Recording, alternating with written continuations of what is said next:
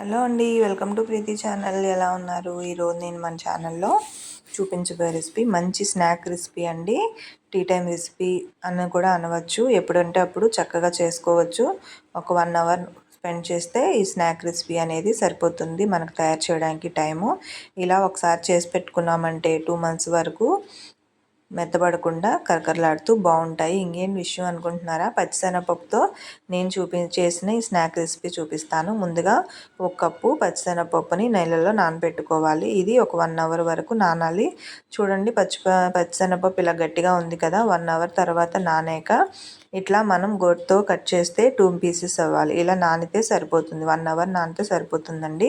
ఇప్పుడు పచ్చిశనగపప్పులో ఉన్న వాటర్ అంతా పక్కకు తీసేసుకొని కడాయిలో ఆయిల్ వేసుకొని ఆయిల్ బాగా కాగిన తర్వాత ఇలాగా జాలి గరిటె ఉంటుంది కదా, దాంట్లో వేసుకొని పప్పులన్నీ వేసుకొని ఆ తుంపర్లంతా కూడా పక్కకి వెళ్ళే వరకు అట్లా ఉంచుకోవాలి. డైరెక్ట్గా ఆయిల్లో వేసామనుకోండి బాగా జల్లుతుంది. అందుకని ఇలాగ జల్లి గరిటెలో వేసుకొని తర్వాత మనం ఆయిల్లోకి డంప్ చేసుకోవాలి. చూడండి, ఇలా వేసుకున్న తర్వాత పప్పులన్నీ కూడా మనం గరిటెతో కలుపుతూనే ఉండాలి.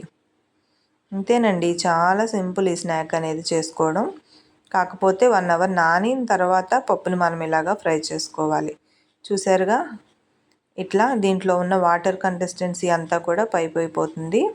ఆవిరైపోయిన తర్వాత ఇలా ఆయిల్ పైకి తేలేంత వరకు ఫ్రై చేసుకోవాలి. ఇందులో కొంచెం కరివేపాకు కూడా యాడ్ చేసుకోవాలి. మీకు నచ్చితే వెల్లుల్లి కూడా యాడ్ చేసుకోవచ్చు. నేనైతే వెల్లుల్లి యాడ్ చేయలేదండి.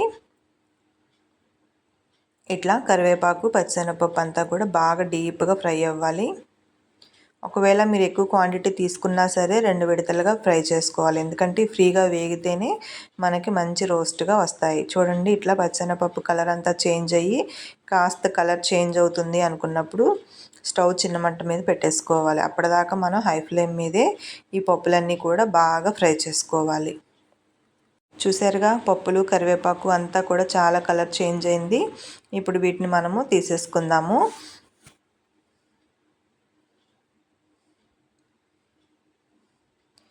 ఈ ఫ్రై అయిన తర్వాతే అసలు అది ఉంటుంది. దీన్ని మనము మసాలా కారం అంతా కూడా పట్టించుకోవాలి. ఇప్పుడు ఈ పప్పులన్నీ కూడా తీసేసుకుందాము. స్టవ్ ఆఫ్ చేసేసుకోవాలి ఇమీడియట్గా. ఎందుకంటే మనం ఎత్తేలోపు పప్పు అంతా అడుగున మాడిపోతుంది. అందుకని ఇంకా తీసేస్తున్నాము అనగా స్టవ్ ఆఫ్ చేసేసుకొని పప్పులన్నీ క్లియర్ చేసుకొని కన్నాల గిన్నెలో వేసుకోవాలి. చూడండి, ఇట్లా వేసుకొని ఆయిల్ వేడిగా ఉన్నప్పుడే రుచికి సరిపడా సాల్టు, కారం ఒక సగమే, అంటే మనం ఎంతైతే పప్పు దినుసులు కారం వేయాలనుకుంటున్నామో అందులో సగం వేసి ఇలా టాస్ చేశాక రెండో సగం కారం కూడా యాడ్ చేసుకోవాలి.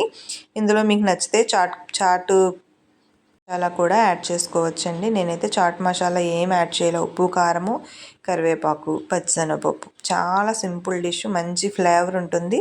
ఒకసారి మీరు కూడా ట్రై చేయండి. పూర్వం బాగా చేసేవారు ఈ స్నాక్ అనేది. మీ రెసిపీ మీరు కూడా ట్రై చేసి మీకు ఎలా అనిపించిందో నాకు కామెంట్ చేయండి. కొత్తగా చూస్తున్న వాళ్ళైతే ప్లీజ్ సబ్స్క్రైబ్ మై ఛానల్.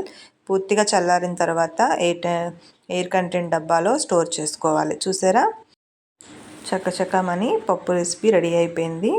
ఇలా కారం శనగపప్పు చేసుకొని డబ్బాలో పెట్టుకున్నామంటే 2 మంత్స్ వరకు పాడవకుండా మెత్తపడకుండా ఉంటుంది. పిల్లలు కూడా అడపాదడపా తింటూ ఉంటారండి. చాలా హెల్దీ రెసిపీ. ఇప్పుడు వచ్చే ఫాస్ట్ ఫుడ్స్ కంటే ఇలాంటి హెల్తీ రెసిపీస్ చేసి పెట్టండి. మీరు కూడా నా ఛానల్ను ఫాలో అవ్వండి. లైక్ చేయండి, కామెంట్ చేయండి. Thank you for watching. Thank you.